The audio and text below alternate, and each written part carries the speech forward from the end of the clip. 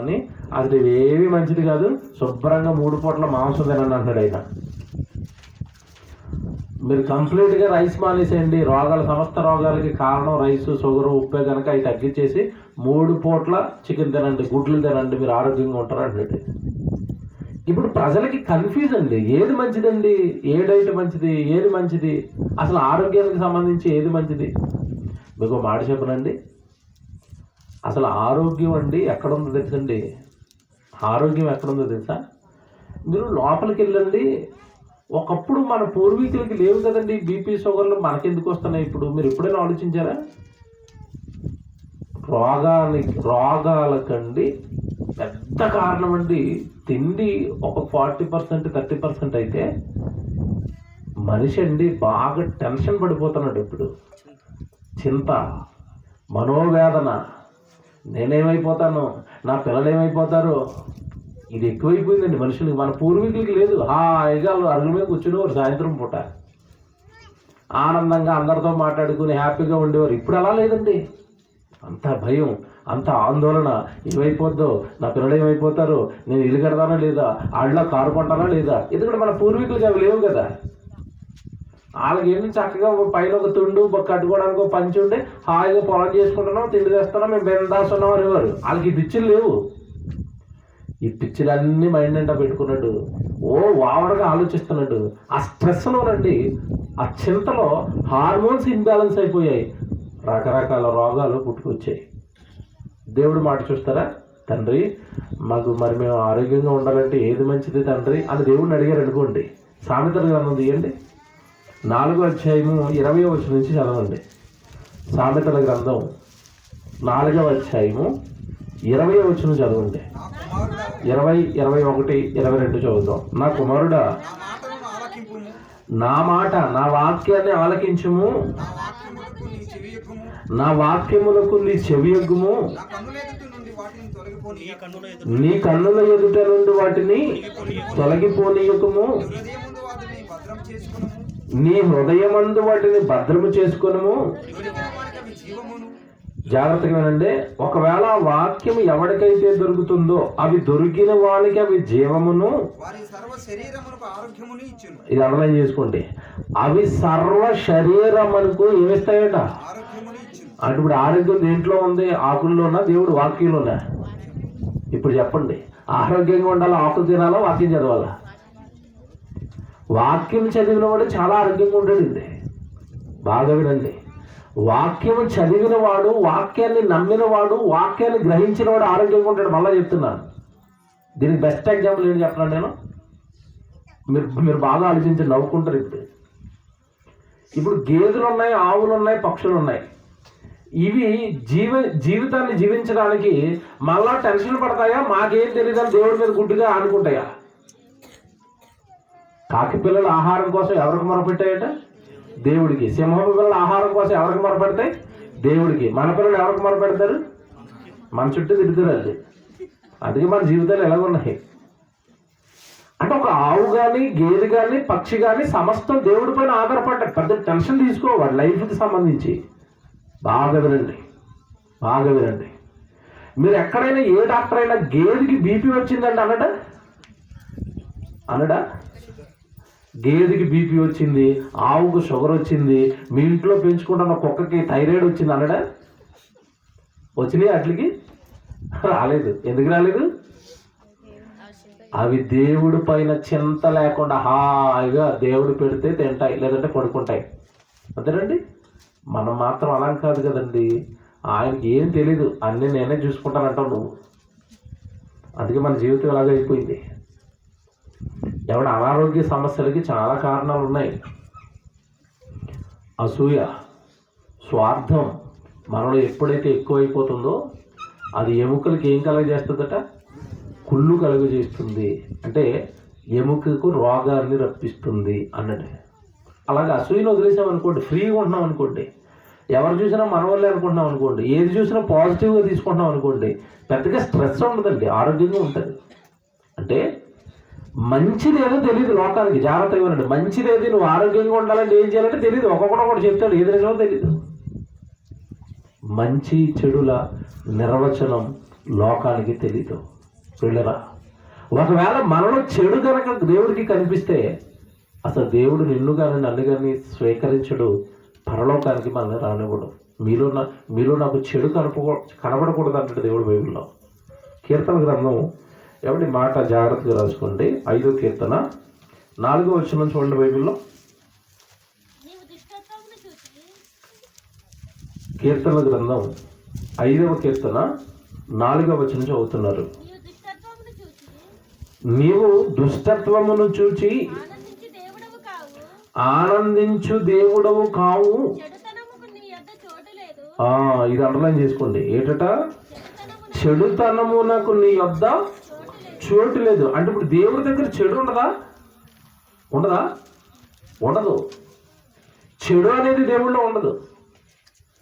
చెడు దేవుడికి దూరంగా ఉంటుంది. చెడుతనమునకు నీ యొద్ద చోటే లేదు.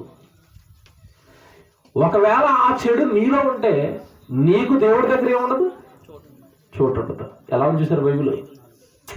ఎంత బాగా రాశాడు, ఎంత డెప్త్లో రాశాడు చూడండి బైబిల్. నాయన చెడుతనానికి నా ఎంత చోటు లేదు, చెడ్డవాడు కూడా నా దగ్గర ఉండడానికి కుదరదు. ఒకవేళ ఆ చెడు నీలో ఉంటే నా నుండి నువ్వు దూరం అయిపోతావు నాయన. ఒకటి సిరికిని దేవునికి దాసులుగా ఉండనేరరు అన్నాడు. అంటే ఉంటే నా వైపు ఉండండి, లేదంటే దాని వైపు ఉండండి, సిరి వైపు ఉండండి అన్నాడు. ఇస్కరియోతు యోధగాడు కొంతకాలం యేసుప్రభువు వైపు అడుగులేసి లాస్ట్లో స్టెప్ అటేసాడు. ఎటు? 30 వెండి నాణాలు ఉంటే చాలు అన్నాడు. చెడుతనం వరకు నా యొద్ద చోటు లేదు. ఇస్కరియోతు యోధ, నీకు కూడా నా యొద్ద ఏమలేదు. మరి ఎక్కడ ఉండాలి? చెడుతనానికి దేవుని యొద్ద చోటు లేదు అంటే చెడు ఉన్నవాడు దేవుడి దగ్గరకు చేరడు అంటే ఎక్కడికి పోతాడని అడుగుతున్నాడు. ఈ చెడు మనసులో ఉంచుకున్నవాడు ఎక్కడికి పోతాడు? పాతాళంలో యుగాలు కాలిపోతాడు. చెడు అంత ప్రమాదకరమైంది. జాగ్రత్తగా వినాలి. చెడు అంత ప్రమాదకరమైంది. చెడుతనం కూడా నీ యొద్ద నా యొద్ద చూడలేదు అన్నాడంటే ఇప్పుడు దేవుడు మనలో ఏం చూడాలనుకుంటున్నాడు? మంచి చూడాలనుకుంటున్నాడు. మనం మంచి వాళ్ళుగా ఉండాలనుకుంటున్నాడు. మంచి వాళ్ళే నా దగ్గర ఉండాలి అంటున్నాడు. చెడుతనానికి అసలు నా యొద్ద ఏం లేదు, చూడలేదు. మీకు సంగతి చెప్పనా? ఇట్లా నిర్వచనం, ఈ పదాలకి నిర్వచనం తెలీదు. చెడు అంటే ఏంటి, మంచి అంటే ఏంటి అన్నది అసలు లోకానికి తెలీదు. మీకు చిన్నప్పుడు గుర్తుందా? స్కూల్లో 3 కోతుల బొమ్మలు ఉండేవి. గుర్తుందా? 3 కోతులు ఉండేవి. ఓ కోతి ఇలాగ ఉంటుంది, ఆ కింద ఏమని రాశాడు? చెడు వినకు. ఓ కోతి ఇలాగ ఉంటుంది, చెడు కనకు. ఓ కోతి ఇలాగ ఉంటుంది, చెడు మాట్లాడుకో. ఇప్పుడు మాస్టర్ గారిని వెళ్ళి, మాస్టర్ గారు ఇంతకీ చెడు అంటే ఏంటన్నా అని అడగండి. ఎవరు మూసుకుని కూర్చో, చెడు మాట్లాడుకుంటాడు. ఏది చెడు? చెడు చూడకన్నాడు. ఏదండి మాస్టర్ గారు, ఏదండి చెడు? చెడు అంటే ఏంటండి? తెలీదు. చెడు చూడొద్దు, చెడు మాట్లాడొద్దు, చెడు వినొద్దు అన్నావు. చెడు అంటే ఏంటంటాను నేను. ఏది చెడు? చిన్నపిల్లల స్థాయిలో ఏం చెప్తారు తెలుసా? మరి మొహం కడుక్కోకపోవటం, స్నానం చేయకపోవడం చెడ్డ పనిరా, నువ్వు రేపటి నుంచి మొహం కడుక్కొని స్నానం చేసి రావాలంటారు. ఆ స్థాయికి అది ఆడికి చెడు. అంతేనా? అసలు చెడు అంటే అర్థం ఏంటండి? చెడు అంటే అర్థం ఏంటి తెలియదండి, ఎవరికి తెలీదు. ఇంకో మీకు విషయం చెప్పనా? ఒకటి ఇది చెడ్డది అంటాడు, దాన్ని ఇంకొకటి ఏమంటాడు? మంచిది అంటాడు. ఒకటి ఇది మంచిది అంటాడు, దాన్ని మరొకటి ఏమంటాడు? చెడ్డదే అంటాడు. ఏది మంచి, ఏది చెడు?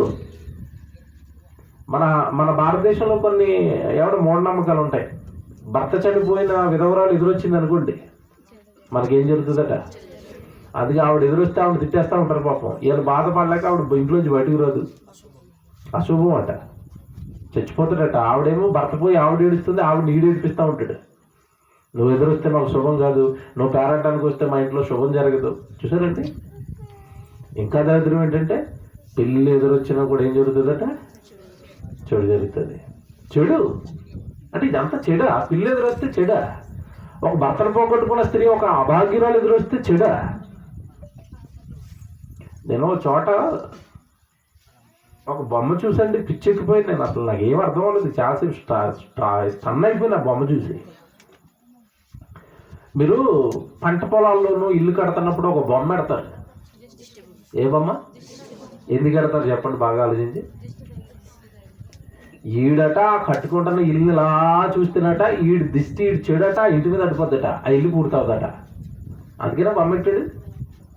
ఏదైనా మాట్లాడుతానండి, మనిషి చూస్తే చెడా, మనుషులు ఎక్కువ కదా చూస్తే చెడా. పొలాల్లో కూడా పెడతారు, మీకు తెలుసా? గడ్డి బొమ్మ చేసి, గడ్డిని కూరేసి, ప్యాంట్ షర్ట్, పాత ప్యాంట్ షర్ట్లో గడ్డి బొమ్మను కూరేసి దాని మీద దెయ్యంలాగా ఇలా బొమ్మ పెడతారు. ఎందుకు? మా పంటను ఎవడో చూడకూడదు. ఇది పాత స్టైల్. మీకు కొత్త స్టైల్ చెప్తే నవ్వుకుంటారు. ఇప్పుడు నేను ఆ సువార్తలు వెళ్తున్నప్పుడు అంటే నల్లమల్ల అడుగులు అవి. నాకు తెలిసి ఎక్కడ ప్రకాశం వెళ్తున్నాను, కర్నూలు నుంచో ఎక్కడి నుంచో, కడప నుంచో, ఆ మధ్యలోంచి అడవుల్లోంచి తీసుకెళ్తుంది. అది అడవుల్లోంచి వెళ్ళిన తర్వాత ఒక తాండా వచ్చిందండి. ఆ తాండా దగ్గర ఒక మంచి పొలం వేశారు. పంట బాగా పండింది. అసలు పంట పొలంలోనే ఏం పెడతారంటే ఈ గడ్డి బొమ్మ, దిష్టి బొమ్మ పెడతారు. వాళ్ళే పెట్టారు తెలిసింది. చిన్న చిన్న బట్టలు వేసుకున్న హీరోయిన్ బొమ్మ పెట్టారు పొలంలో. నాకు చాలాసేపు స్ట్రైక్ అవ్వలేదు. ఇదేంటి దిష్టి బొమ్మ తీసేసి ఆడపిల్ల బొమ్మ, చిన్న చిన్న బట్టలు వేసుకున్న సినిమాలో ఉన్న ఆడపిల్ల బొమ్మ పెట్టారు. చాలాసేపు స్ట్రైక్ అవ్వలేదండి. అలాగా ఆలోచిస్తున్నాను. పక్కన తమ్ముడు కూడా ఉన్నాడు. ఇదేంటి తమ్ముడు ఈ బొమ్మ పెట్టారు, ఏదో ఉంటుంది తమ్ముడు దీని వెనకాలంటే కొద్దిసేపుకి స్ట్రైక్ అయిందండి. ఇప్పుడు చిన్న చిన్న బట్టలు వేసుకున్న ఆడపిల్ల బొమ్మ పెడితే ఇప్పుడు పంటను చూస్తారా, ఈ ఆడపిల్లని చూస్తారా? సరే, అంత తెలివైన వాళ్ళు. ఓరి నాయన, మీ తెలివికి మీ పాదాలకు ఒక్కసారి పాలుంటే కడిగేలరు బాబు అనిపించింది. సరే, ఎలాగొన్నారు? పంట పొలంలో చిన్న బట్టలు వేసుకుని హీరోయిన్ బొమ్మ పెడితే నా పంటను చూడడం, నా పంటకి ఏం జరగదు? ఇప్పుడు చెడు జరగదు. సరేండి, అంటే నేను ఎందుకు చెప్తున్నాను ఇవన్నీ అంటే, ఒక మంచి చెడులకి ఏది చెడో తెలియక వీడు ఎన్ని తిప్పలు పడతాడో చెప్తున్నాడు. ఇప్పుడు మీకు మనిషి ఎన్ని తిప్పలు పడతాడండి. ఓ మాట అడుగుతానండి, పంట బాగా పండాలి అన్నా, పంట నాశనం అయిపోవాలన్నా ఎవరు అధీనం చెప్పండి? ఎవరు అధీనం? దేవుడు అధీనం. అది పంటను పండించేది బొమ్మ, ఈ దిష్టో కాదు, నరుల దుష్టో కాదు. పంటను పండించేది ఎవరు అంటే దేవుడు.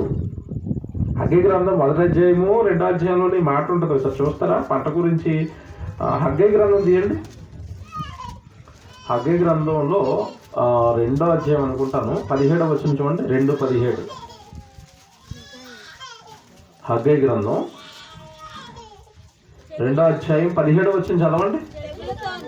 ఇదే హగ్గై గ్రంథం 2వ అధ్యాయం 17వ వచనం. పంట గురించి ఏం చెప్తున్నాడు చూడండి దేవుడు. తెగులుతోనూ, కాటుకతోనూ, వడగండ్లతోనూ నీ కష్టార్జితమును అంతటిని. అది పంట నాశనం చేసేది ఎవరు? ఎవరు నాశనం చేస్తారట? నేను నాశనం చేస్తాను. చదవనమ్మా. ఆయనను మీలో ఒకడును తిరిగి నా యొద్దకు రాలేదు. చూసారా, పంట నాశనం చేసేది మనుషులు దృష్టి కదరా నాయన. పంట ఇవ్వాలన్న దేవుడే, దాన్ని తిరిగి నాశనం చేయాలన్న దేవుడు. అంటే మంచి చెడులకి అసలు ఏది మంచో ఏది చెడో తెలియకండి ప్రపంచం తల్లకిందులైపోతుందండి. ఏది నీకు మేలు, ఏది నీకు శ్రేయస్కరం, ఏది నీకు మంచి, ఏది నీకు చెడు చేస్తుంది. ఆ చెడ్డవాడంటే ఎవరు, మంచివాడంటే ఎవరు? ఇది కూడా తెలియదు చాలా మందికి. తెలుసా మంచివాడంటే ఎవరు చెప్పండి మీ లెక్కల్లో? ఆడపిల్లకి పెళ్లి చేసేటప్పుడు అండి తల్లిదండ్రులు సంబంధం చూస్తారు. మా అల్లుడు సూపర్ అండి అంటారు. ఎప్పుడు? సంబంధం చూసినప్పుడు. పెళ్ళైన 6 నెలల వరకు కూడా అల్లుడు మంచోడే. ఆ తర్వాత నెమ్మదిగా వాడిలో ఉన్న విశ్వరూపం బయటికి తెస్తాడు. అప్పుడు అంటారు నెత్తి నోరు బాదుకుని, అమ్మ బాబోయ్ మేము ఏమైపోయాం, మర్చిపోయాం. అల్లుడు మంచోడు అన్నావు, అల్లుడు మంచోడు అన్నావు. దేవుని బట్టి మంచోడు అన్నారు వీళ్ళు. చెప్పలే నేను? మా అల్లుడండి పెళ్లి చూపుల్లో నుండి అలాగ అమాయకుల్లో కూర్చున్నాడండి. నోట్లోంచి మాట కూడా రాలేదండి. మా అల్లుడు సూపర్ అండి. అయితే మాట్లాడకపోతే సూపరా? గదిలో తీసుకెళ్ళి మీ అమ్మని చితకొట్టేస్తే మాట్లాడకుండా? మా అల్లుడు మాట్లాడండి మంచోడండి. మా అల్లుడు చాలా కష్టపడి చదువుకున్నాడండి, మంచోడండి. మా అల్లుడు పెద్ద ఉద్యోగం చేస్తున్నాడండి, మంచోడండి. మా అల్లుడు చిన్నతనంలోనే కారు కొనేసాడండి, చాలా మంచోడండి. ఇయ్యా మంచి అంటే? ఇదే మంచి. ఇటు అమ్మాయి విషయంలో చూస్తారండి. ఏమండి మా అబ్బాయికి మంచి అమ్మాయి కావాలండి. మంచి అమ్మాయి అంటే పళ్ళు బాగున్న అమ్మాయి మంచి అమ్మాయి అండి. జుట్టు మోకాల దాకా ఉన్న అమ్మాయి మంచి అమ్మాయి అండి. వంటలు బాగా చేస్తే మంచి అమ్మాయి అండి. కట్నం ఒక 6 లక్షలు 7 లక్షలు తెస్తే ఇంకా మంచి అమ్మాయి అండి. మా కోడలు సూపర్ అండి. తర్వాత 1 సంవత్సరం జాగ్రత్తగా ఉంటుంది. తెచ్చిన 6 లక్షల కట్నం మదిలో మెలుగుతూ ఉంటుంది. ఆ కట్నంతో ఇంటి దగ్గర ఏవో జరుగుతూ ఉంటాయి. మాట్లాడితే వాళ్ళ అత్తగారు గట్టిగా తిరగబడింది అనుకోండి, ఎక్కువ మాట్లాడుకుని నేను తెచ్చిన 6 లక్షలతో ఇది కట్టారు మీరు అంటది. ఇంకా దేవుడికి సౌండ్ ఉండదు. ఇక మంచి వాళ్ళు అంటే అర్థం ఏంటి? మంచోడు అంటే అర్థం ఏంటి? నువ్వు అనుకున్న లోకంలో ఏమన్నా నోట్లో వేలు పెడితే కొరకడండి మంచోడండి. అప్పుడు కొరకడండి, తర్వాత మాత్రం చేయకూడదు. మంచివాడు అనడానికి గీత కొలమానాలు ఏంటి నీకు? అసలు నీకు ఏంటి కొలమానం మంచోడు అంటే? ఎప్పుడైనా అడిగావా? దేవుడిని అడిగావా? మంచోడని ఎవరినన్నానండి? మంచోడని ఎవరినన్నాడు తెలుసండి దేవుడు?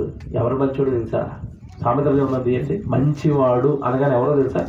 సామెతల గ్రంథం 3వ అధ్యాయం 4 నుంచి 6 వచనాలు చూడండి. ఇది చదివారు కదా, 3వ అధ్యాయమే 4 నుంచి. సామెతల గ్రంథం 3వ అధ్యాయం 4 నుంచి 6 వచనాలు చూడండి. అప్పుడు దేవుని దృష్టి యందును, పైన 3వ వచనం చదువుతారా? 3వ వచనం ఇదండి. దయను సత్యమును ఎన్నడను నువ్వు విడిచిపోనీయకము, వాటిని కంఠభూషణముగా ధరించుకొనుము. ఏం రాసుకోవాలి? హృదయం అనే పలకల మీద. వాటిని అనగానే వేటిని? వాక్యము. సత్యం అనగానే వాక్యము. దేవుని శాసనాలు హృదయం మీద రాసుకోండి. అంతే తప్ప ఎవడో పాట కట్టాడు. ఏమంటే చాలా క్రితం పాట వచ్చింది సినిమాలో, నా హృదయం చుట్టూ ఏదో పాట. నాకు సరిగా రాదండి అది. హృదయం ఎక్కడున్నది? హృదయం ఎక్కడున్నది? నీ చుట్టూ తిరుగుతుందట.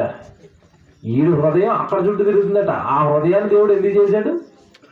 ఒరే బాబు, నీ హృదయం అనే పలకల మీద వాటిని వాక్యం రాసుకోమని హృదయం ఇస్తే దాన్ని బయటికి లాగట ఎవరో అమ్మాయి చుట్టూ తిప్పుతున్నాడట. చూడండి ఎలాగుందో. వాక్యం రాసుకోండి, దేవుడు మాటలు ఉండాలి నీ హృదయంలో అన్నాడు. అలా ఉన్నవాడట కిందకి వేసాడు. చూడండి ఎంత మంచి మాట అంటే దేవుడు, నీ హృదయం మీద వాటిని రాసుకొనుము, అప్పుడు దేవుని దృష్టి యందును మానవుల దృష్టి యందును నువ్వు దయనుంది. ఇది అర్థం చేసుకోండి. ఎవడు మంచోడు? ఎవరైతే దేవుడు వాక్యాన్ని హృదయం మీద, బైబిల్ పట్టుకొని తిరగటం కాదు, నోట్స్ మీద రాసుకోవడం కాదు, ఏమంటే రాసేసిన స్లిప్పులు సభలను వదిలేసి వెళ్ళిపోవడం కాదు. చాలా మంది భక్తులు వస్తారు చాలా భక్తిగా, ఏమంటే బైబిల్ ఉంటుంది, పెన్ ఉంటుంది, పేపర్ ఉంటుంది, రాస్తారు రాసింది ఆ కుర్చీలో పెట్టి వెళ్ళిపోతారు. ఇస్తారనమాట కన్వీనర్లకి ఆ ముక్కలు ఎరుకోమని. భక్తి అంటే ఏంటో తెలుసండి? దేవుడి వాక్యం పేపర్ మీద రాయటం కాదు, ఎక్కడ రాయాలట? హృదయం అనే పలకల మీద రాస్తే, జాగ్రత్తగా వినండి, హృదయం అనే పలకల మీద వాక్యం రాస్తే యేసు చెప్పాడు, హృదయము నిండిన దానిని బట్టి నోరేం చేస్తుంది? మాట్లాడుతుంది. అప్పుడు క్యాచ్ చేయాలి. అమ్మ ఈ నోట్లోంచి వాక్యం వస్తుందంటే లోపల హృదయంలో ఏముంది? వాక్యం ఉంది. మా ఎల్లుడు చూపడండి అనాలి. అప్పుడు ఇది చూస్తారేంటి? సమాధానం ఇల్లుడు వాక్యం చెప్తాడండి, బైబిల్ నేర్చుకున్నాడండి, ఎక్కడైనా బైబిల్ పరీక్షలు రాసాడా? ఇవి అడుగుతారా? ఏ ఉద్యోగం చేస్తున్నాడు, ఎంత సంపాదన చేస్తాడు, కారు కొన్నాడా, సిగరెట్ తాగుతాడా, మందు తాగుతాడా? ఇవే కదండి అడుగుతారు. మంచివాడు అనగానే హృదయము నిండా వాక్యము నిండిన వాడు మంచివాడు. ఇవన్నీ మీకు ఎందుకు చెప్తున్నానంటే, అసలు మంచికి చెడుకి అసలు నిర్వచన డెఫినేషన్ తెలియదు లోకానికి. మీకు మాట్లాడుతానండి, జాగ్రత్తగా ఉండండి. ఇది ఏమన్నా హృదయం నిండా వాక్యం నిండిన వాడే మంచివాడా? ఖచ్చితంగా మంచివాడు. ఎందుకు తెలుసా? హృదయం నిండా మంచిని నింపుకున్నవాడు, వాక్యం నింపుకున్నవాడు ఎలా ఉంటాడంటే, వాడి నోట్లో నుంచి మంచి వస్తుంది, వాడి క్రియలు మంచిగా ఉంటాయి, ఎవరికి హాని చేయడు, ఎవరిని దూషించడు, ఎవరిని ద్వేషించడు, ఎవడు తనకు భారీగా వచ్చిన ఎవడ కుమార్తెను బాధ పెట్టడు. ఎవరు? వాక్యం తెలిసిన వాడు. తల్లిదండ్రులను విడిచిపెట్టి, తన స్వగ్రామాన్ని విడిచిపెట్టి, నా చేయి పట్టుకుని నాతో పాటు వచ్చింది కదా, నాకు బిడ్డలే కలదు కదా, నాకు సేవ చేస్తుంది కదా, అబల అమాయకురాలు, ఆమెను ఏమంటాను నేను? దేవుడు వాక్యం తెలిసిన వాడు ఇలా ఆలోచిస్తాడంటే, వాక్యం లేనివాడు లోపల భార్యను హింసిస్తాడు, పిల్లల్ని హింసిస్తాడు, కుటుంబాన్ని ఎవడి అవాసుపోలు చేస్తాడు. వాడి జీవితం చెప్పనవసరం లేదు. చాలామంది ఏమనుకుంటారంటే, డబ్బు ఉన్న వాళ్ళందరూ హ్యాపీగా ఉంటారండి. వాళ్ళు బయటకు వచ్చినప్పుడే హ్యాపీగా ఉన్నట్టు నటిస్తారు. అసలు గొడవ అంతా లోపల గదిలో జరుగుతూ ఉంటుంది. వాక్యము హృదయములో ఉన్నవాడు మంచివాడు. వాక్యము హృదయములో ఉన్న కుమార్తె మంచి కుమార్తె. అందుకే వివాహం చేసుకునేటప్పుడు ఎవరిని వెతుక్కోమని చెప్పాడు చెప్పండి? సుబుద్ధి కలిగిన భార్య, గుణవతి అయిన భార్య దొరుకుట అరుదు అరుదు అరుదు. అక్కడక్కడ ఉంటారు, వెతుక్కోండి అన్నాడు. అంటే ఆ వాక్యం ఆవిడలో ఉంటే నీ కుటుంబానికి మేలు చేస్తుంది అంటే పిల్లరా. అంటే మంచి చెడుకి మనుషుల దగ్గర నిర్వచనం లేదా అంటే అసలు నిర్వచనమే లేదు. అసలు బైబిల్ ప్రకారం ఏమండి చెడు అంటే ఏంటి? ముందు చెడు చూద్దాం. అసలు దేవుడు దేనిని చెడు అన్నాడు, దేవుడు దేనిని చెడ్డది అన్నాడు అని మీరు బైబిల్లోకి వెళ్తే ఒక మాట మీరు జాగ్రత్తగా రాసుకోండి. సమూయేలు 2వ గ్రంథానికి రండి. చెడు అనగానే బైబిల్ చెప్తున్న అర్థం చూడండి, నిర్వచనం చూడండి ఎలా ఉంది. సమూయేలు 2వ గ్రంథం 12వ అధ్యాయం చూద్దాం. 12వ అధ్యాయము 8వ వచనం చూడండి. 8 నుంచి చూద్దాం. ఈ సందర్భం మీకు తెలియాలి. మొదట సందర్భం ఏంటంటే దావీదు ఉరియాని చంపించేశాడు. బత్షెబను తన సొంత భార్యగా తెచ్చేసుకున్నాడు. చాలా పెద్ద పాపం చేసేసాడు దేవుడి దృష్టికి. అప్పుడు నాతాను ప్రవక్త వచ్చి దావీదు నువ్వు చేసింది చాలా పెద్ద పాపం అని దేవుడి పక్షాన హెచ్చరించడానికి వచ్చాడు. ఆ వచ్చి 7వ వచనం నుంచి మాట్లాడుతున్నాడు. 7వ వచనంలో నాతాను దావీదును చూచి, ఆ మనుషుడు నీవే, ఇశ్రాయేలు దేవుడైన యెహోవా సెలవిచ్చినదేమనగా, ఇశ్రాయేలు మీద నిన్ను రాజుగా పట్టాభిషేకము చేసి సౌలు చేతిలో నుండి నిన్ను విడిపించి నీ యజమానుని నగరాన్ని నీకు అనుగ్రహించి నీ యజమానుని స్త్రీలను నీ కౌగటకు చేర్చి ఇశ్రాయేలు వారిని యోధా వారిని నీకు అప్పగించి తిని. ఒకప్పుడు నీ జీవితం గొర్రెల కాపరి, అలా ఉంటున్న నిన్ను దేవుడు ఒక స్థాయికి తీసుకొచ్చాడు, హెచ్చించాడు, నిన్ను రాజులు చేశాడు, అంతఃపురంలో పడుకోబెట్టాడు. అనేక మంది సౌలుకున్న ఉపపత్నులు అందరినీ కూడా నీకు భార్యలుగా నీ కౌగిట చేర్చాడు. అసలు నీకు ఇచ్చిన స్థితి చూస్తే చాలా గొప్పది. కానీ నువ్వేం చేసావు దావీదు? నువ్వేం చేసావు?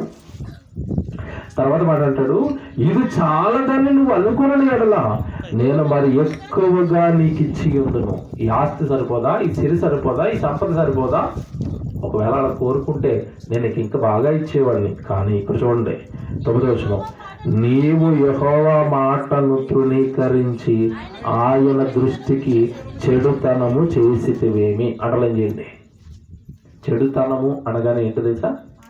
నీవు ఆయన మాటను తృణీకరించి, జాగ్రత్తగా ఉండండి, ఆయన మాట, దేవుని మాట, దేవుడి వాక్యాన్ని తృణీకరించి నువ్వేం చేసావంటున్నాడు? చెడుతనము చేసితివేమి. ఇక్కడే పట్టుకోవాలి దేవుడి మాట. ఇప్పుడు చెడుతనం మనిషి ఎప్పుడు చేస్తాడు? మనిషి ఎప్పుడు చెడ్డవాడిగా ఉంటాడు చెప్పండి? ఆయన మాటను తృణీకరించే ప్రతి వాడిలోనూ ఏముంటుంది? చెడుతనం. మీకు అర్థమైపోవాలి లోతుగా ఈ మాట. చెడు అంటే ఏంటో కదండి, దేవుడు చెప్పిన మాటను నమ్మకపోవటమే చెడుతనం. చెడుతనానికి సింపుల్ అర్థం ఇది. ఎందుకంటే మీరు లోతుగా ఆలోచిస్తే అసలు దేవుడి మాట వినకపోవటం చెడు ఎలాగవుతుందండి? నేను మాట్లాడుతాను. హాయిగా ఉన్న ఆదాము వాళ్ళ జీవితం నాశనం అయిపోవడానికి కారణం ఏంటి చెప్పండి? ఒక్క మాటలో దేవుడు వద్దు అన్నది చేశారు, దేవుడి ఆజ్ఞను తృణీకరించారు. వెంటనే వాళ్ళ జీవితంలో ఏమొచ్చింది? చెడుతనం. అప్పటి వరకు ఆదాము ఎలా ఉన్నా తెలుసండి, హాయిగా ఏదైనా తోటలో తిరుక్కుంటూ ఏ పండు తినాలంటే ఆ పండు తెంపుకుంటూ ఇద్దరు జాలీగా కబుర్లు చెప్పుకుంటూ తోట అంతా తిరుక్కుంటూ జంతువులతో ఆడుకుంటూ హాయిగా ఉన్న జీవితం. వద్దు నాయన పండు తినొద్దు అన్న తిన్న తర్వాత ఏమైపోయిందో వాళ్ళ జీవితం మీకు తెలుసు. ఎన్ని కష్టాల పాలైపోయిందో తెలుసు. ఎంత శ్రమ పడవలసి వచ్చిందో ఆదాము మీకు తెలుసు.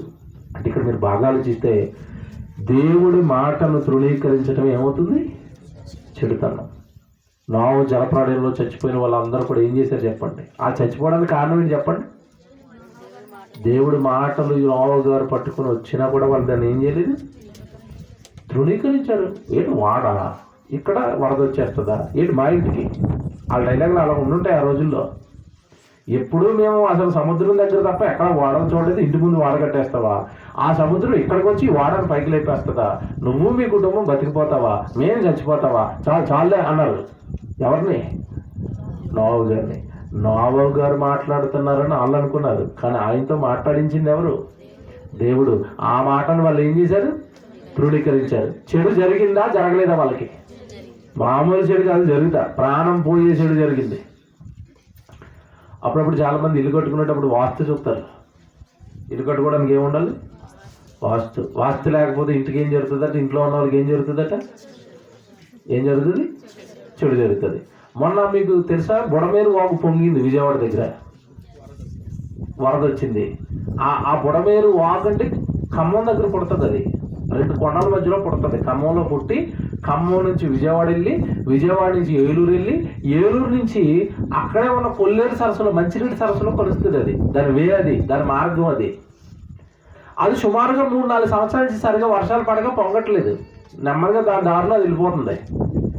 ఎప్పుడైతే ఆ బుడమేరు వాగుకు పక్కనే ఉన్న ప్లేస్ అంతా ఉంటుందో, ఆ ప్లేస్ అంతా నుండి వెంచర్లు వేసేసారండి. కబ్జా చేసి వెంచర్ వేసినప్పుడు పంతులు గారు ముహూర్తం పెట్టుంటాడా? పెట్టకుండా వేస్తారా? మీరు బాగా ఆలోచించాలి. ఇప్పుడు వాస్తు ప్రకారం కట్టిన ఇళ్ళని బుడమేరు వాగులో కొట్టుకుపోయేయండి అంటే వాస్తు పనిచేయలేదా? పనిచేయదండి. పనిచేయదు. దేవుడిలో మంచి ఉంటుంది. దేవుడు చెప్తాడు ఏది మంచో. నీ వాస్తులోనో, నీ దిక్కుల్లోనో, నీ నక్షత్రాల్లోనో మంచి నీకు జరగదు. చాలామంది చేతి రేఖలు చూపించుకుంటూ ఉంటారు. ఈ రేఖట మీకు తెలుసు లేదా? నా సమాధానంలో చెప్పాడు పొంతులు. ఇదిగోండి, ఈ పక్కకి వెళ్ళిపోయింది కదండి, ఇది పక్కకి వెళ్ళకూడదు, స్ట్రైట్కి వెళ్ళిపోయి పెద్దల్ని కలవాలట, అప్పుడు ధనవంతుడు అవుతాడట. నాదేం పక్కకు పోయింది, నా పరిస్థితి ఏంటంటే నువ్వు బెకారోడు అయిపోతావు అన్నట్టు. నేను బెకారోడు నా ఈరోజు బెకారం అయిపోయామండి. తెచ్చే రేఖలు ఎలా పడతాయి తెలుసండి? చేతిలో రేఖలు. చిన్నప్పుడు తల్లి గర్భంలోనండి ఇలా ముడుచుకుని ఉంటాడు బిడ్డ. చిన్నది కదండి తల్లి గర్భం. ఆ చిన్న గర్భంలో ఇటు ఎలాగ పెరుగుతున్నప్పుడు ఎలా ముడుచుకుని ఉంటాడు. ఆడు ఎలా ముడుచుకుంటే అలా ఆవి పడిపోతాయి. ఏవి? రేఖలు. తల్లి గర్భంలో పడ్డ ముడతలు తప్పండి, రేఖలు కాదు. అందులో మంచి చెడు ఏమీ లేదు. ఒకడేమో చేతిలో రాత్రి అంటాడు, ఒకడేమో నుదుటి రాత్రి అంటాడు. ఏదో ఎవరికి వచ్చినట్టు చెప్పుకుంటా పోతున్నాడు. చెడు అనగానే, బాగా వినండి, చెడు అనగానే దేవుడి మాటను ఎవడు తృణీకరిస్తాడో వాడి జీవితంలో ఏం జరుగుతుంది? చెడు జరుగుతుంది. బెస్ట్ ఎగ్జాంపుల్ చెప్పనా? దేవుడు మందు తాగొద్దు అన్నాడు. తాగమన్నాడా? తాగొద్దు అన్నాడా? తాగొద్దు అన్నాడు. నీ మాట ఏంటి? నేను చెక్ చేసేదా? నువ్వు తాగు. మంచి జరుగుతుందా? చెడు జరుగుతుందా? కిడ్నీలు పోయి మంచాన్ని పడిపోతాం. చెడు జరిగింది. వ్యభిచారం చేయొద్దు అన్నాడు. నువ్వు అలాగే చెప్తాను, నేను చేస్తానని అక్రమ సంబంధాలు పెట్టుకో, నువ్వు నాశనం అయిపోతావు, నీ కుటుంబం నాశనం అయిపోద్ది, నీ పిల్లలు నాశనం అయిపోతారు, అసలు నీకు జరిగే అవమానాలకి అసలు అవధులే ఉండవని చెప్పాడు. అంటే దేవుడికి వద్దు అని చెప్పిన తర్వాత దాన్ని ఎవడైతే తృణీకరిస్తాడో వాడికి ఏం కలుగుతుందట? చెడు జరుగుతుంది. ఇప్పుడు దావీదు గారికి, నాయనా నీ పొరుగు వారి భార్య నువ్వేం చేయకూడదు, ధర్మశాస్త్రంలో ఉన్న ఒక ఆజ్ఞ, నీ పొరుగు వారి భార్య నువ్వేం చేయకూడదు, ఆశించకూడదు. ఇప్పుడు బత్షెబ దావీదుకి ఏమవుతుంది? పొరుగు వాని భార్య. వద్దు, ఆశించొద్దు అన్నాడు. నీకేం తెలియదని నేను ఆశించాడు. దావీదుకి చెడు జరిగిందా మంచి జరిగింది? ఇప్పుడు చెప్పండి. చెడు జరిగింది. అంటే సింపుల్గా నాకు ఎప్పుడు చెడు జరుగుతుంది, నీకు ఎప్పుడు చెడు జరుగుతుంది చెప్పండి. దేవుని వాక్యాన్ని ఎవడైతే తృణీకరిస్తున్నాడో వాడికి ఖచ్చితంగా చెడు జరుగుతుంది. చెడుకు అర్థం ఏంటి తెలుసా? నిర్వచనం ఏంటి తెలుసా? దేవుడి మాటను తృణీకరించటమే చెడు. అర్థమవుతుంది బైబిల్. మీకు ఇంకోటి చెప్తాను. ఈ మధ్యకాలంలో ఒకటి పిచ్చోడు అరిసి నోరు మూసుకున్నాడు. దేని మీద అరిసాడంటే, బైబిల్లో కయ్యను మనకు కనబడతాడా? కయ్యను హేబెలుని చంపేశాడు. చంపేసినందుకు దేవుడు ఏం వేశాడు? అక్కడ సెక్స్ వేసాడు. బాగా వినండి, లైట్లు వెలుగుతాయి ఈరోజు మీకు. మెదడు ఎంత సైజులో ఉందో కొంతమందికి మీకు ఈరోజు అర్థమవుతుంది. కయ్యనుకు దేవుడు శిక్ష వేశాడు, కయ్యనుని దేవుడు శిక్షించాడు అని జాన్సన్ అనే పాట రాశాడు. కానీ యేసుప్రభు రక్తం మిమ్మల్ని ఏం చేస్తుంది? హేబెల్ రక్తం కయ్యనుని శిక్షించమని కోరింది, కానీ యేసుక్రీస్తు రక్తం మిమ్మల్ని ఏమని కోరుతుంది? క్షమించమని కోరుతుంది. హేబెల్ కంటే శ్రేష్టమైన రక్తం. హేబేలు కంటే శ్రేష్టముగా పలుకు రక్తం. హేబేలు రక్తం కంటే శ్రేష్టంగా పలుకుతుంది రక్తం అని ఆయన పాట రాశాడు. యాజ్ పర్ బైబిల్ వాక్యంలో ఉందండి. ఇంత మెదడు ఉంటుంది ఒకటికి. వాళ్ళు లేచి అంటాడు, చచ్చి అసలు కయ్యనుకి శిక్ష పడలేదు, కయ్యను దేవుడు శిక్షించలేదు అంటాడు. ఒరే శిక్షించలేదని ఎలాగంటావురా అంటే అంటున్నాడు, శిక్షిస్తే మరి హేబేలుకు పెళ్ళి, క్షమించండి, కయ్యనుకు పెళ్ళి ఎందుకు జరిగింది, పిల్లలు ఎందుకు అన్నాడు అన్నాడు. అంటే శిక్ష చేసినోడు పిల్లలు కండా పెళ్లి చేసుకోడా? శిక్ష అంటే అర్థం తెలుసా?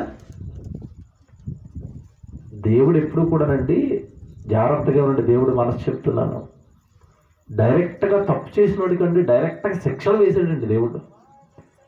దేవుడు ఎంత మంచోడు అంటే ఆ తప్పు మనిషి చెయ్యక మునిపే ముందు హెచ్చరిస్తాడు. జాగ్రత్తగా వినండి, బైబిల్ బాగా చదవాలి.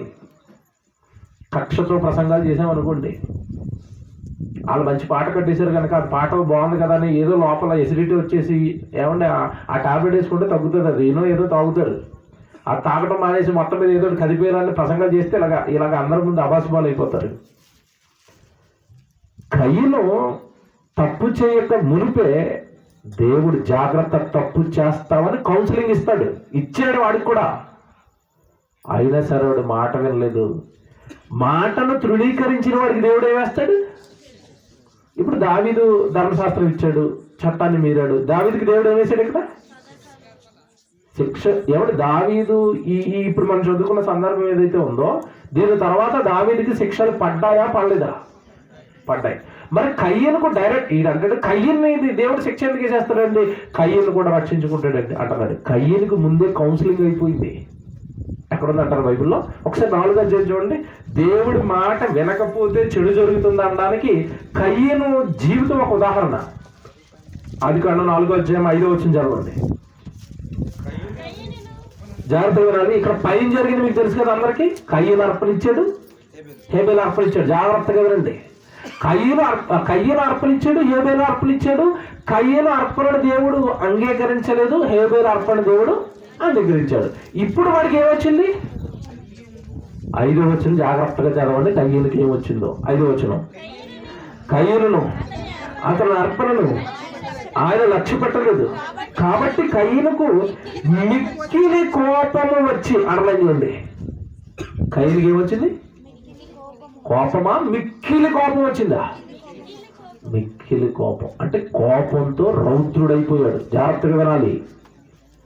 కోపంతో రగిలిపోతున్నాడు. ఏమంటే కోపం వచ్చిన ప్రతి వ్యక్తి ఏం చేస్తాడు? కోపం మనిషితో ఏం చేయిస్తుంది? పాపము చేయిస్తుంది. కోపం ఎలా మారుతుంది? పాపంగా మారుతుంది. ముందు కోపం వస్తుంది, ఆ తర్వాత అది పగగా టర్న్ అవుతుంది. ఆ పగ హృదయంలో ఉండిపోతుంది. ఆ పగతో ఎప్పటికైనా అవతల వాడికి హాని చేస్తాడు. కోపం పాపం చేయిస్తుంది. కనుక దేవుడికి విషయం తెలుసు. కయ్యను గారికి ఏమొచ్చింది? ఇప్పుడు కోపం వచ్చింది. ఈ కోపంలో వీడు ఏదో పాపం చేస్తాడు, లేదా వీడు ఖచ్చితంగా హేబేలును చంపేస్తాడని ముందుగానే గమనించిన దేవుడండి. నిజంగా చెప్తున్నాను, ప్రతి చల్లపూట ఆదామవ్వల దగ్గరకు వచ్చి ఎలాగైతే మాట్లాడుకున్నాడో, కోపంతో రగిలిపోతున్న కయ్యను గారి దగ్గరికి దేవుడు వచ్చాడు. చదవడం తర్వాత ఎంత బాగుంటుంది ఆ మాట. ఈ మాట మిస్ అయితే కయ్యను గురించి మనకి ఏం అర్థం అవుతుంది? యెహోవా కయ్యనుతో అంటే ఇప్పుడు ఎవరు వచ్చారు ఈ కయ్యను దగ్గరికి? ఎందుకు వచ్చాడు అని అడుగుతున్నాడు. ముందు అసలు ఎందుకు వచ్చాడు?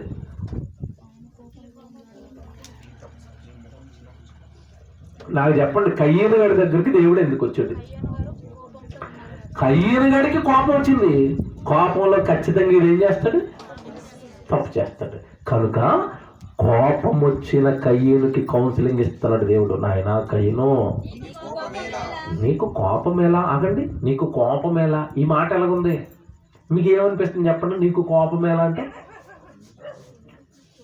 ఇది మీ ఇంట్లో అప్పుడప్పుడు మీ పిల్లల దగ్గర చేస్తూ ఉంటారు. మీరు అమ్మనాన్నలు ఏం చేస్తారు? చిన్నోడి మీద పెద్దోడు కోపడిపోయి అయ్యి ఎత్తేస్తున్నాడు అనుకోండి, అప్పుడు అమ్మ ఏమంటది? ఎందుకురా నీకు అంత కోపం? చిన్నోడు కదరా, అని చంపేస్తావా, వాడిని కొట్టేస్తావా, నీకు ఎందుకు అంత కోపం అంటది. అంటే అర్థం ఏంటి? కోపం వద్దు, తగ్గించు. కోపం వస్తే నరాలు పొంగుతాయి, కోపం వస్తే బీపీ పెరుగుతుంది, కోపం వస్తే నరాలు దెబ్బతినేసి పక్షవాతం వస్తుంది. తన కోపమే చెప్పండి, తన కోపమే ఎవరికి శత్రువు? నా కోపం వస్తే ఎవరికంటే శత్రువు? నాకే. నా లోపలంతా డ్యామేజ్ అవుతూ ఉంటుంది. చాలా మంది ఈడు పళ్ళు కొడుకుతాడు, ఆడు బాగానే ఉంటాడు, ఈడికి రోగాలు వస్తాయి. ఎవరు చూసారా? తన కోపమే తన శత్రువు. కయ్యను గారి కోపం ఎవరికి శత్రువు? ఒరే బాబు, కయ్యను అంత మంచోడు తెలుసండి, దేవుడు పిచ్చోడు అయిపోయి నీకు మాటలు బాగా అర్థమైనప్పుడు నాకు మిక్కిల కోపంతో రగిలిపోతున్న కయ్యను దగ్గరికి దేవుడు వచ్చి, నీకు కోపమేలా, ఎందుకు కోపడుతున్నావు? నెక్స్ట్ మాట ఏం చూడండి అక్కడ, మొఖమును చిన్నబుచ్చుకున్నావేటి కొడుక, ఏంటి నీ మొహం ఇంత ఉండేది ఇంత అయింది? అంతే కదండి చిన్నబుచ్చుకోవడం అంటే, మూతి బిగించేసేది. ఇప్పుడు దేవుడు ఏమి ఇచ్చాడు తెలుసండి కౌన్సిలింగ్. నాయన జాగ్రత్త, వీళ్ళు కయ్యను, నువ్వు ఒకవేళ ఈ మొఖం నువ్వు చిన్నబుచ్చుకోవడానికి జాగ్రత్తగా వినాలి, నువ్వు కోపం తెచ్చుకోవడానికి, నువ్వు ఇలాగేదో తప్పు చేసిన వాడిగా తలదించుకోవడానికి గల కారణం ఏంటో తెలుసా? నువ్వు సత్క్రియ చేసిన ఎడల, అది నువ్వు చేసింది మంచి పని కాదు. సత్క్రియ అంటే దేవుడి పని సరిగా చేయలేదు, నువ్వు మంచి అర్పణ ఇవ్వలేదు నువ్వు. కనుక దీనికి ప్రయోజనం, దీనికి సొల్యూషన్ ఇప్పుడు నువ్వు కోపపడటం, ముఖం చిన్నపించుకోవడం కాదు. కయ్యన జాతరలో నువ్వు ముఖం చిన్నపించుకోవడం, కోపం ఇచ్చుకోవడం దీనికి పరిష్కారం కాదు. మరి ఏం చేయాలి తెలుసా? నువ్వు సత్క్రియ చేసిన ఎడల తలనెత్తుకొనవా అంటే నెక్స్ట్ టైం ఏమని చెప్తున్నాడు దేవుడు అంటే, హేబేలు అర్పించినట్టుగా మంచి అర్పణ నాకు అర్పించు, అప్పుడు నేను మంచి అర్పణ ఇచ్చాను, నీ తలను నువ్వే ఎత్తుకో. అంతే తప్ప మంచి అర్పణ ఇచ్చిన వాడి మీద పగ పెట్టుకున్నావేంటి, కోపం పెట్టుకున్నావేంటి? ఇది తప్పు కదా. చూసారు అలాగ కౌన్సిలింగ్ ఏమండి? మన సంఘంలో కూడా అప్పుడప్పుడు కయ్యను గడు మన మీదకి వచ్చి వెళ్ళిపోతూ ఉంటాడు.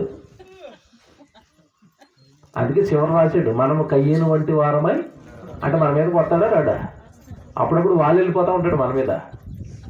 ఎలా వాడతాడు తెలుసా? ఎవరన్నా మనకంటే బాగా పాట పాడారు అనుకోండి, ఎలాగుంటుంది? మీరు నిజంగా మాట్లాడుకుందాం. చర్చిలో నీకంటే ఎవడో ఇంకొకటి నువ్వు పాటలు పాడతావు, నీకంటే వెనకాల వచ్చినప్పుడు బాగా పాట పాడాడు, ఎలాగుంటుంది నీకు? మీరు చెప్పండి, ఇప్పుడు మీ మనసు ఏంటి? భలే పాడాడండి, చెప్పట్లండి అంటారా? ఈడు నిన్నగాక మొన్న వచ్చి నాకంటే పాట బాగా పాడాడు, రేపు వారం నుంచి అన్నయ్య ఇతనికే మైక్ ఇచ్చాడంటే నా పరిస్థితి ఏంటి? అంతేనా? నాకు పాటకి అవకాశం ఇవ్వకపోతే నా పరిస్థితి ఏంటి? ఈడు కానీ నా ప్లేస్ కొట్టేస్తాడా? నా సింగర్ ప్లేస్ ఆస్థాన గాయకుడు నేను సంఘానికి, నా ఆస్థానం ఏమన్నా సిరిగిపోద్దా? నా సీట్ ఏమన్నా సిరిగిపోద్దా? ఇక రకరకాలు పెట్టేసుకున్నాండి లోపల. ఇంకా ఆడు మంచిగా పాడాడని ఏమండి ఇలా రగిలిపోతున్న టైంలో ఈయన మీ దగ్గరికి వచ్చి, ఈరోజు ఆ కుర్రోడు పాట పాడాడండి సూపర్ అన్నాడు అనుకోండి, ఎలాగుంటుంది? ఇక నా దగ్గర వాడిని పొగుడుతావా? ఇలా అంటారు ఉంటారండి చాలామంది. అతను ప్రసంగం బాగా చేశాడంటే చాలామందికి నచ్చదు, అతను పాట పాడాడంటే నచ్చదు, అతను వాడు బాగా చేశాడంటే నచ్చదు. ఈ క్యారెక్టర్లన్నీ ఏ క్యారెక్టర్లు అనుకుంటున్నారు? కయ్యను గడు తమ్ముళ్ళు, బెదర్సీలు, అందరూ వాడు బెదర్సీళ్ళు. అందుకే దేవుడు అంటున్నాడు, వాడు పాట బాగా పాడితే పాట పాడినోడు మీద పగపట్టడం కాదు, నువ్వేం చేయాలా? వచ్చేవారం అతరగొట్టేలా ప్రాక్టీస్ చేసి ఇంటి దగ్గర ఒక కొత్త పాట నేర్చుకొని మొత్తం మీద నేనేంటో చూపిస్తానండి. అది అలా సత్క్రియలు చేసి ఏం చేయాలట? కయ్యను తలదించుకోవటం, ఆ హేబేల్ మీద కోపం పెట్టుకోవటం, మోకం ఎంత చేసుకోవడం కాదు.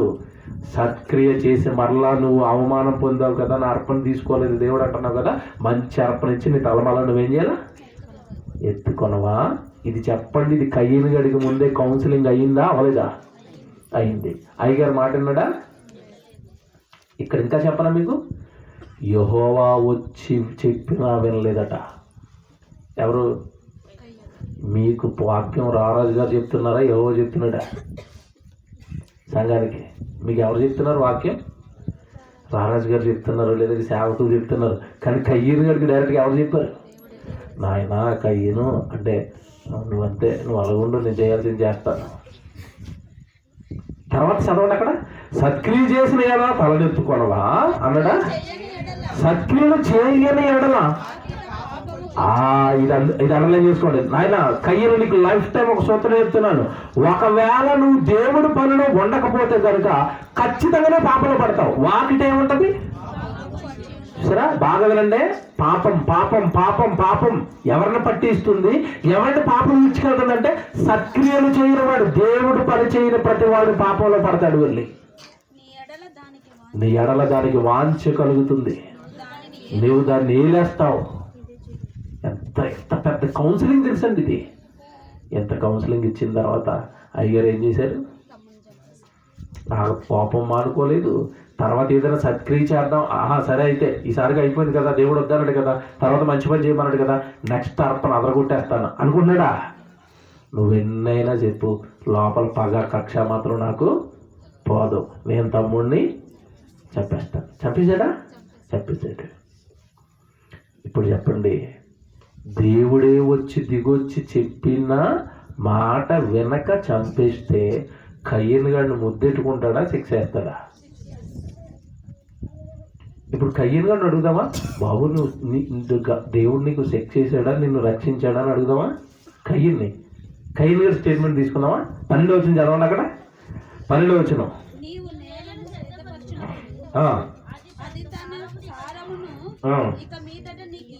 14 చదివేద్దాం డైరెక్ట్ గా. 13 అండి, 13. అందుకు కయ్యను, నా దోష శిక్ష నేను భరించలేనంత గొప్పది. అర్థం చేయండి, ఈ స్టేట్మెంట్ ఎవరిచ్చారు? కయ్యను గారు అంటున్నాడు, దేవుడు నాకు శిక్ష చేశాడని. ఈ అమాయకుడు ఏమంటున్నాడు? కయ్యను గారు ఉంటేనండి మూతిపూలు రాలగొట్టేస్తాడండి. నా మీద శిక్ష అంటది బాబోయ్ అని ఆడంటుంటే కయ్యను గారు అన్న నీకేమవ్వలేదు అన్నాడు. ఈయన ఎలాగుంది ఇది? నా దోష శిక్ష నేను భరించలేనంత అంటే నాకు శిక్ష పడింది అన్నాడా, పడలేదన్నాడా?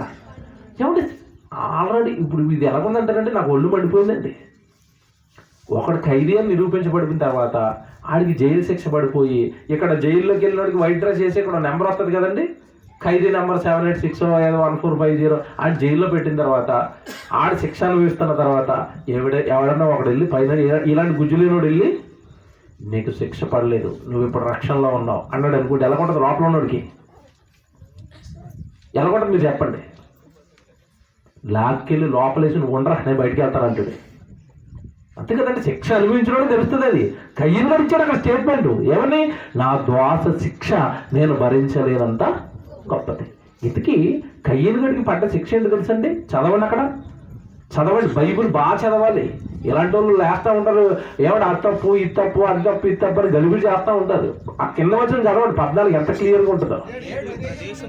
నేను ఈ ప్రదేశంలో నుండి నన్ను వెళ్ళగొట్టితివి, నీ సన్నిధికి రాకుండా వెలివేయబడి దిగులు పడుచు భూమి మీద దేశ దెమ్మరణై వందును, ఇదే నువ్వు నాకేసిన శిక్ష. దీనికంటే పెద్ద శిక్ష ఉంటుందా? ఏమండి మీకు అక్కడ అర్థమైందో లేదో? మామూలుగా చదివితే ఏం అర్థమవుతుంది, మామూలుగా చదివితే మీకు ఏం అర్థమవుతుంది? ఇప్పుడు కయ్యను గాడికి పడ్డ శిక్ష ఏంటంటే, జాగ్రత్తగా వెళ్ళండి, కయ్యను గాడికి పడ్డ శిక్ష ఏంటంటే, ఆదాము అవ్వలు కయ్యను హేబేలు సృష్టిలో ఉన్నది నలుగురే కదా. వీళ్ళకి అప్పటికి ప్రారంభం వాళ్ళు ఏం చేయాలనో వాళ్ళకి ఏం తెలియదు. ఏది చేయడో, ఏది మంచిదో, ఏది చెయ్యాలో, ఏది చేయకూడదు అన్నీ ఎవరు చెప్పాలి? వాళ్ళకి దేవుడు చెప్పాలి. ఆదాము అవ్వలతో దేవుడు మాట్లాడుకుంటూ వస్తాడు. తర్వాత కయ్యను దగ్గర మాట్లాడుకోవడానికి కూడా వీడు కోపం వచ్చేసినప్పుడు సంస్కరించడానికి ఎవరు వచ్చారు? దేవుడు వచ్చాడు. ఇప్పుడు నా సన్నిధిలో నువ్వు వెళ్ళిపోవాలన్నాడంటే వీడికి జీవితంలో మళ్ళీ దేవుడి సన్నిధిలో దేవుడి మాట వాడికి వినబడుతుందా? ఇప్పుడు వాడు ఎంత భయపడిపోతున్నాడంటే, నాకేదైనా కోపం వచ్చినప్పుడు, నేను పాపం చెయ్యాలన్న మనసులో నాకు ఏదైనా వచ్చినప్పుడు ముందే కనిపెట్టి నన్ను బాగు చేయడానికి వచ్చేవాడివి, ఏది మంచో ఏది చెడో నాకు చెప్పేవాడివి, ఇప్పుడు నీ సన్నిధిలో నుంచి నన్ను వెళ్ళగొడుతున్నావంటే ఇక నీ వాక్కులు నాకు దొరకవు, ఇది నా దోష శిక్ష నేను భరించలేనంత. అంటే దేవుడి సన్నిధిలో నుండి గెంటి వేయబడటమే కయ్యను గడికి పడ్డ శిక్ష.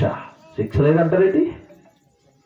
ఇది ఇప్పుడున్న కాలాన్ని బట్టి ఆలోచిస్తే అర్థమవుతుంది. వాళ్ళ కాలానికి వెళ్ళిపోయి అర్థం చేసుకోవాలా? ఏమంటే మీకు అర్థం కావడానికి ఉదాహరణ చెప్తాను. మొత్తం ఈ తెలంగాణ మీది మాధవరం కదండి, మాధవరం మంత్రాలయము, ఇక్కడ అసలు ఈ చుట్టుపక్కల ఒక 100-200 కిలోమీటర్లు ఏ చర్చ్ లేదు.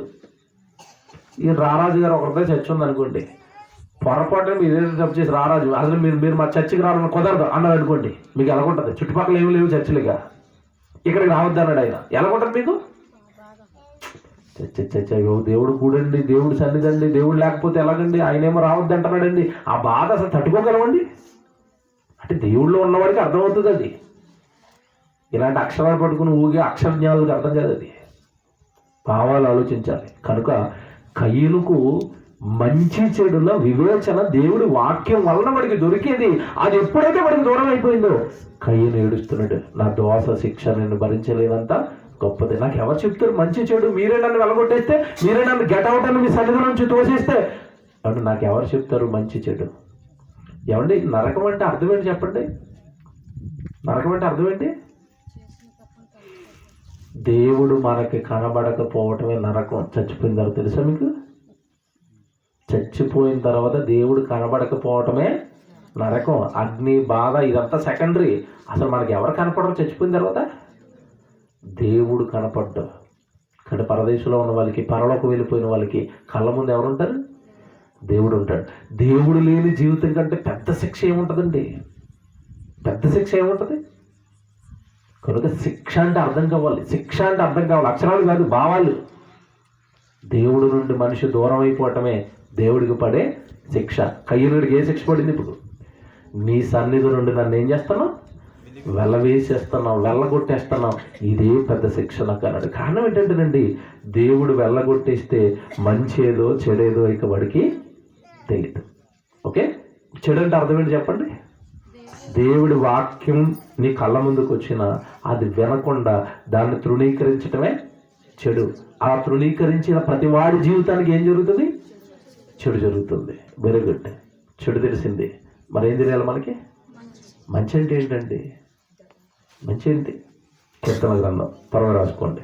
92వ కీర్తనకు రండి. కీర్తన గ్రంథం 92వ కీర్తన 1 నుంచి 7 వచనం జాగ్రత్తగా రాసుకోండి. కీర్తన గ్రంథం 92వ కీర్తన 1 నుంచి చదువుతున్నారు. యెహోవాను స్తుతించుట మంచిది, మహోన్నతుడా. అదండి మంచి ఏంటి చెప్పండి ఇప్పుడు మనిషికి? దేవుణ్ణి స్తుతించటం మంచిదట, దేవుణ్ణి స్తుతించటం మంచిదట. మహోన్నతుడా, నీ నామమును కీర్తించుట మంచిది. నెక్స్ట్, ఉదయమున నీ కృపను, ప్రతి రాత్రి నీ నిశ్వాస్యతను 10 తంతుల స్వరమండలముతోను గంభీర ధ్వనిగల సితారతోను ప్రచురించుట మంచిది. దేవుడి కీర్తిని ప్రచురించటం మంచిది, దేవుణ్ణి స్తుతించడం మంచిది. ఎందుకట? ఎవడు ఈరోజు ఊపిరితో మనం అందరం ఇక్కడ కూర్చున్నామంటే కారకుడు ఎవరు చెప్పండి? దేవుడండి. ఆయన స్తుతిస్తే మనకి మంచి జరుగుతుందా చెడు జరుగుతుందా? మీరు చెప్పండి. ఇప్పుడు అన్నం పెడుతున్నాడే, గాలి ఇచ్చాడే, నీరిచ్చాడే, ఆయుష్ ఇచ్చాడే, ఆరోగ్యం ఇచ్చాడే, దేహం ఇచ్చాడే, సమస్తం ఇచ్చిన ఆయన్ని మనం స్తుతించడం వల్ల మనకి ఏం జరుగుతుందట? మంచి జరుగుతుందండి. మళ్ళా చెప్తున్నాను అనుభవపూర్వకంగా, ఇది దేవుడి పనిలో ఉంటే మంచి జరుగుతుంది. మాకు ఒక ఘోర యాక్సిడెంట్ జరిగిందండి. కొంతమందికి తెలుసు, నాకు దగ్గర ఉన్న వాళ్ళకి. నేను మీటింగ్ వెళ్తున్నాను ఇలా కారులోని, విజయవాడ హైవేలో. వెనకాల నుంచి ఒక పెద్ద టిప్పర్ లారీ అని వెనకాల నుంచి గుద్దింది.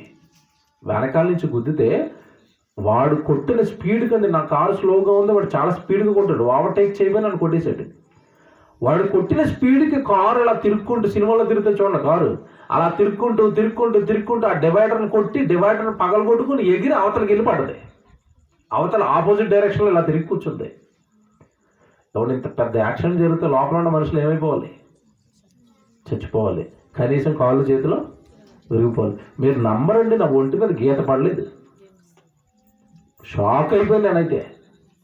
అందులో 3 ఉన్నామండి. నాతో పాటు తిరిగే కెమెరా తమ్ముడు ఉన్నాడు, వెనకాల ఒక సహోదరుడు ఉన్నారు.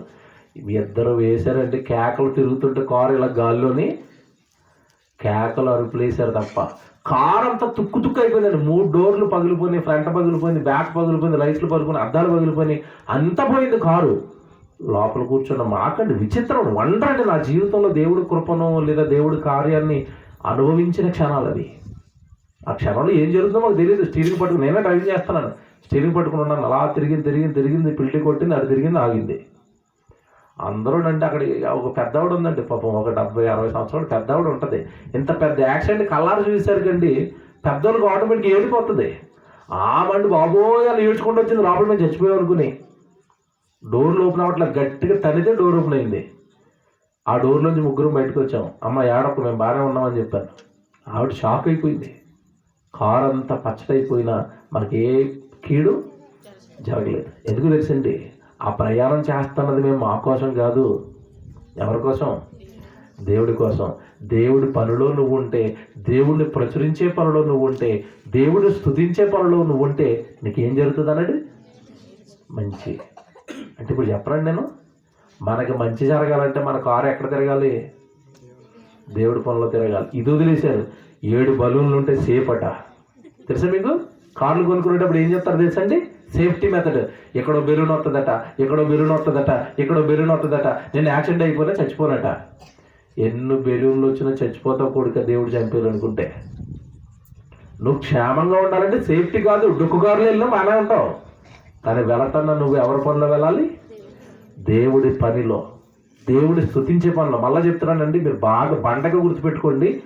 దేవుడి పనిలో నువ్వు ఉన్నావా క్షేమంగా ఉంటావు. రాసి పెట్టుకోండి ఇది.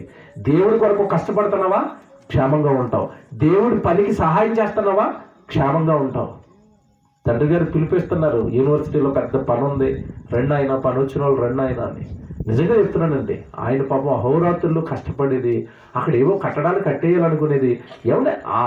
ఏమండి జనవరి నెలలో ఒక 5 రోజులు తన పిల్లలు అందరూ ఉండాలి, వెచ్చగా పడుకోవాలి, దేవుడి సేవ జరగాలి, మాకు ఏ లోటు ఉండకూడదు అన్న ఉద్దేశంతో ఆ కట్టడం ప్రారంభించాడు. పనివాళ్ళు కావాలని అడుగుతున్నాడు. నిజంగా దేవుడి పనిలోనికి మనం వెళ్ళగలిగితేనండి క్షేమంగా ఉంటాడు. కిందకి ఎంత మంచి మాట చెప్తారంటే, ఇప్పుడు మీరు చదువుకున్న మాట చదవండి మళ్ళా. మహోన్నతుడా, నీ నామమును కీర్తించడం మంచిది, ఉదయమున నీ కృపను, ప్రతి రాత్రి నీ విశ్వాస్యతను 10 తంతుల స్వరమండలముతోనూ గంభీర ధ్వని గల సితారతోనూ ప్రచురించుట. అంటే దేవుడి నామాన్ని ప్రచురించటం మంచిది. తర్వాత ఎందుకనగా యెహోవా నీ కార్యము చేత నీవు నన్ను సంతోషపరచుచున్నావు. అబ్బా, ఇది నాకు భలే అనిపించిందండి. ఈరోజు మనం సంతోషంగా ఉండడానికి కారకుడు పని చేస్తున్నది ఎవరట? నీ పని చేత. బాగా చదువుకోలేదు మీరు. ఎందుకనగా యెహోవా నీ కార్యము చేత నన్ను ఏం చేస్తాను అంటే దేవుడు పని చేస్తే నువ్వు సంతోషంగా ఉంటావట. ఇంతకీ ఏం పని చేస్తున్నాడు? ఆదివారం చికెన్ తింటానన్నావు చేయొద్దండి. ఆదివారం చికెన్ తిన్నప్పుడు మీ మొహం ఎలా ఉంటుంది? రోజు పప్పుసారి వేసుకున్నప్పుడు ఎలా ఉంటుంది? చికెన్ కూర కానీ మటన్ కూర కానీ తింటున్నప్పుడు మొహంలో ఏముంటుంది? ఆనందం, సంతోషం. అదొక తెలియని ఆనందం. నువ్వు మటన్ తింటున్నావన్నా చికెన్ తింటున్నావన్నా నీ కంచంలోకి అది వచ్చిందంటే దాన్ని పుట్టించి, దాన్ని పెంచి, సృష్టిలో దాన్ని పెట్టింది ఎవరు? అంతే కదండి. నీ కార్యముల చేత నేను ఎలాగున్నాను? సంతోషంగా ఉన్నాను. అంతే కదండి. పంటలు పండుతాయండి. పంటలు పండాలంటే ఏం పడాలి? వర్షాలు పడాలి. ఎవరు వేశారు నీ పొలంలో వర్షం? దేవుడు. ఆయన వేస్తే నువ్వు సంతోషంగా ఉన్నావు పంట పండించుకుని. మరి ఆయన కీర్తించాలి కదా, ఆయన పని చేయాలి కదా, ఆయన గురించి చెప్పాలి కదా. అది కదా నీకు మంచి. ఎంత బాగా చూసారు దేవుడి మాటలో. ఇంకా చదువుతారు, కిందకి చదివేద్దాం త్వరగా. నీ చేతి పనులను బట్టి నేను ఉచ్చరించుచున్నాను. యెహోవా నీ కార్యములు ఎంత దొడ్డవి, ఎంత మంచివి. నీ ఆలోచనలు అతి గంభీరములు. పశుప్రాయులు వాటిని గ్రహింపరు, అవివేకులు వివేచింపరు. నిత్య నాశనమునందుకే కదా భక్తిహీనులు గడ్డి వలె. చూసారా, ఈ అట ఎవరికి పడితే వాళ్ళకి అర్థం కావట. భక్తిహీనులకు అర్థం కావట, ఎవరి పశుప్రాయులకు అర్థం కావట, అవివేకులు వివేచించలేరట. అవును కదండి, వర్షం వస్తుందంటే దేవుడి వల్ల కదా, తిండి తింటానంటే దేవుడి వల్ల కదా, ఆరోగ్యంగా ఉన్నానంటే దేవుడి వల్ల కదా. ఈ మంచిని గ్రహించరట. అలా ఎవడైతే గ్రహిస్తాడో వాడి దేవుడిని ప్రచురించే పనిలో ఉంటాడట. అది వాడికి ఏం జరుగుతుందట? మంచి. చూసారా ఎంత మంచి మాటలు చూసారండి బైబిల్. ఇప్పుడు మంచి చెడులకు అర్థం తెలిసిందా మనకి? తెలిసింది. మంచి అనగానే దేవుడి కొరకు బ్రతకటం మంచిది, దేవుడి పనిలో మనం ఉండటం మంచిది, దేవుడి మాటలు వినటం మంచిది, దేవుడి మాటలను ప్రచురించటం మంచిది, దేవుడి కొరకు మనం బ్రతకటం మంచిది. చివరికి మాట చెప్పి ముగించేస్తాను, టైం అయింది. పేతురు గారు రాసిన మొదటి పత్రిక 4వ అధ్యాయం 12వ వచనం చూడండి. ఎలా మంచి జరుగుతుందని అంటారా? దేవుడి పనిలో ఉంటే నిన్ను కాపాడడానికి దేవుడు తోడుగా ఎవరినిస్తున్నాడో చూడండి. పేతురు గారు రాసిన మొదటి పత్రిక 4వ అధ్యాయం 12వ వచనం. ప్రియులారా, ఇదిగో మీకు శోధనలు వస్తున్నాయి కదా, మీరు బాధలు పడుతున్నారు కదా, మిమ్మల్ని శోధించుటకు మీకు కలుగుచున్న అగ్ని వంటి మహాశ్రమను గూర్చి మీకు ఏదో ఒక వింత సంభవించుచున్నట్లుగా ఆశ్చర్యపడకండి.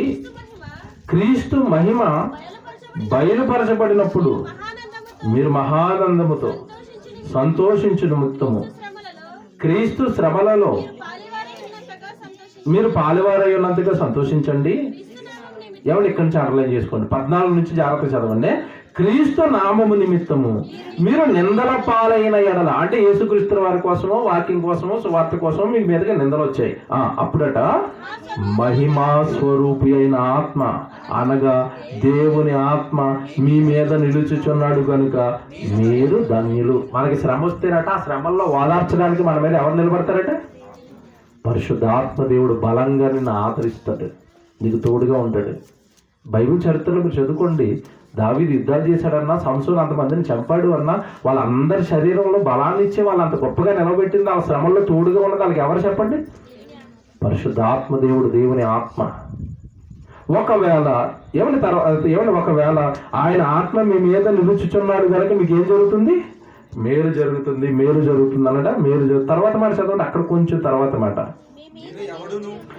క్షమించండి, 3వ అధ్యాయానికి రండి. 3వ అధ్యాయం అండి, 3వ అధ్యాయం ఇదే పత్రిక 3వ అధ్యాయంలో 12-13 చదవండి. పేతురు గారు రాసిన మొదటి పత్రిక 3వ అధ్యాయం 12-13. ప్రభువు కన్నులు నీతిమంతుల మీదను, ఆయన చెవులు వారి ప్రార్థనల వైపును ఉన్నవి కానీ ప్రభువు ముఖము కీడు చేయవారికి, చెడు చేయవారికి. చూసారండి, ఇప్పుడు దేవుడు కళ్ళు, దేవుడు చూపు అంతా ఎవరి మీద ఉన్నాయట? నీతిమంతుల మీద, ఆయన మాటను ప్రచురించే వారి మీద, ఆయన స్తుతించే వారి మీద ఉంటాయి. ఒకవేళ 13 చదవని ఎంత ధైర్యాన్ని ఇస్తుందంటే, మీరు మంచి విషయంలో ఆసక్తి గలవారైతే అర్థం చేయండి. ఏది మంచి అంటే ఇప్పుడు మంచి అనడానికి డెఫినేషన్ ఏంటి? ఆయన్ని స్తుతించడం మంచిది, ఆయన కార్యాలు ప్రచురించడం మంచిది, దేవుడి స్వార్థ పనులను ఉండటం మంచిది. జాగ్రత్తగా రండి. ఒకవేళ ఆ మంచి విషయంలో మీరు ఆసక్తి కలిగిన వారే దేవుడు పనిచేస్తున్నప్పుడు మీకు హాని చేయగలిగిన వాడెవడు? ఇది చూడండి ఎలాగొద్దా. ఇది నేను ఆశ్చర్యపోయాను. నువ్వు దేవుడి పనిలో ఉంటేనట, నువ్వు మంచి చేస్తూ ఉంటేనట, నీకు ఎవడ హాని చేస్తాడు? చేయగలడా?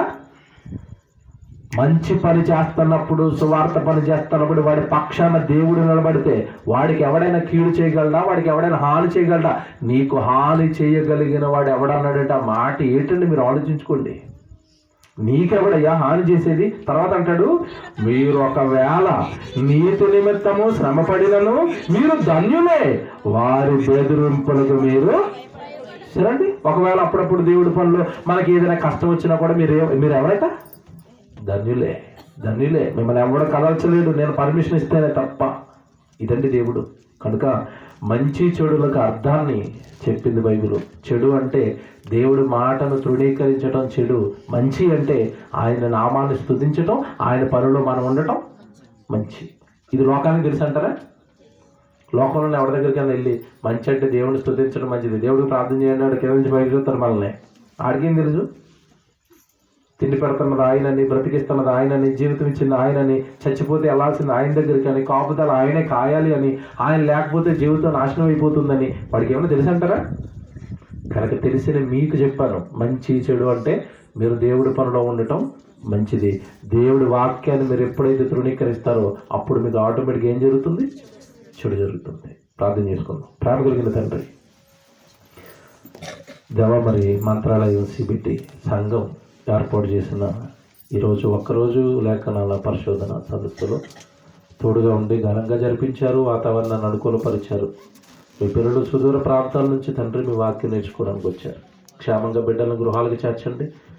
కార్యక్రమం ఏర్పాటు చేసిన సంఘాన్ని దీవించండి. ముఖ్యంగా తండ్రి మరి సంఘస్థులందరూ ప్రత్యక్షంగా పరోక్షంగా ఎంతమంది అయితే మరి కార్యక్రమంలో కష్టపడ్డారో బిడ్డలందరినీ జ్ఞాపకం చేసుకుని దీవించండి. ముఖ్యంగా మరి సేవకుడిగా ముందుండి మరి సంఘాన్ని నడిపిస్తున్న మీ కుమారుడు తమ్ముడు రారాజుని జ్ఞాపకం చేసుకుని ఆయనకు మంచి ఆరోగ్యాన్ని ఇవ్వండి, మంచి ఆయుష్ని ఇవ్వండి, మంచి వాక్యపు జ్ఞానాన్ని ఇవ్వండి.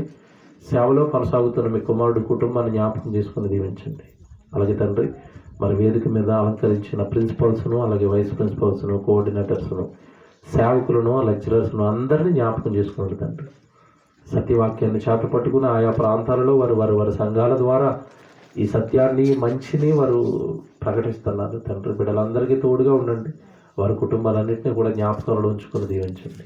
ఈ రాత్రి తిరుగు ప్రయాణంలో అందరికీ తోడుగా ఉండండి తండ్రి. మరి నా ప్రయాణంలో కూడా నాకు సహాయం చేసి తండ్రి, రేపటి దినం హైదరాబాద్లో జరగబోయే ఆరాధనలన్నింటిలోనూ పాలు పంపులు పొందడానికి సహాయాన్ని అనుగ్రహించమని, వచ్చిన మీ పిల్లలందరినీ జ్ఞాపకం చేసుకుని దీవించమని క్రీస్తు వారి పేరట ఈ ప్రార్థన విన్నపాలు అడిగి వేడుకొంచున్నాము తండ్రి.